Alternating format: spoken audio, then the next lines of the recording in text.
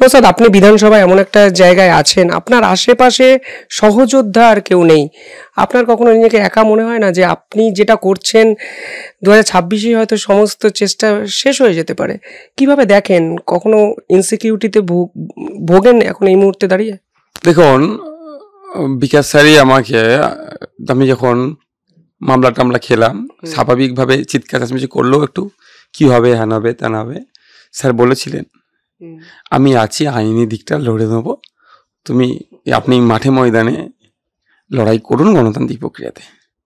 এটাই আমার কাছে কি বলবেন, বারুদের মতো কাজ বলতে পারেন।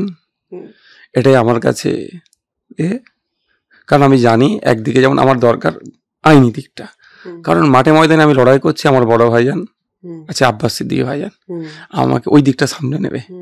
দরকার শুধু একদিকটা কমজোরি ছিল, সেটা হচ্ছে লিগাল দিকটা। স্যার সেটা পূর্ণ দায়িত্ব নিয়েছে। আর বাস্তব রাত বিরেত যখন ইচ্ছা ফোন করেছি, তুলেছে, কি হয়েছে, এই করতে হবে স্যার। আচ্ছা, এবার স্যারের যে জুনিয়ররা আছেন, শামীমদারা আছেন, তারা স্যার দায়িত্ব দিয়ে দিয়েছে তাদের হাতে, তারা সামলাচ্ছে।